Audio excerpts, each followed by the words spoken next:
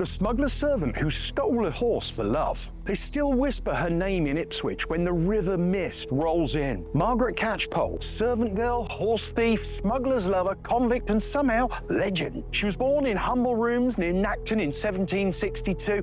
Fun fact, I used to live in Nacton village, right here, just over in a house over there, and one of my neighbours was a catchpole. Coincidence? I don't think so. Her mistress, Mrs. Cobbold of Ipswich, I also know a Cobbold, called her the best servant she'd ever had. But Margaret's heart belonged to a man the Cobbolds disapproved of. The smuggler and sailor William Lord. Lord was handsome, reckless, and always vanishing out to sea. When he appeared again, it was usually in the dead of night, bringing contraband and danger. And Margaret, caught between loyalty and love, followed him where a few respectable women dared. In May 1797, news came that Lord had been wounded in a fight near London. Margaret acted on impulse. She took one of the Cobbold's finest horses and rode bareback to reach him. It was an astonishing act for a working-class woman. 100 miles in a single desperate dash. They said she rode through the night by the glimmer of smuggling lanterns along the River Orwell, past the mud flats where the tide whispered against the reeds, past the sleeping cottages of Pin Mill and Chelmerdiston just over there, the air heavy with horse sweat and salt. Some said the sound of the hooves echoed differently that night, not the trot of a thief, but the charge of someone chasing her own fate. She was captured soon after, tried at Bury St Edmunds and sentenced to death. The Cobbolds begged for mercy and the sentence was commuted to transportation. But before she could be shipped out, Margaret escaped,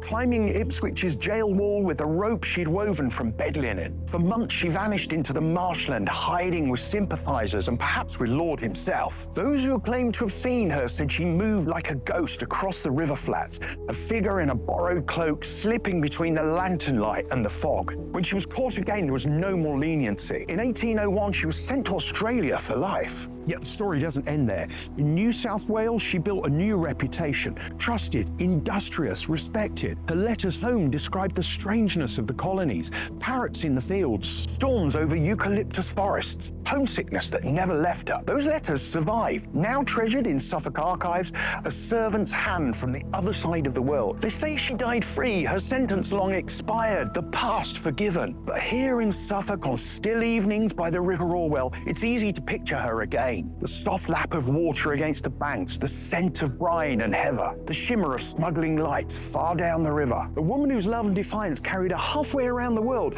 and whose shadow somehow never left the Suffolk tide. If you like this video, please hit like, please leave a nice comment, and please subscribe to our YouTube channel for more content like this. Not always in places I used to live.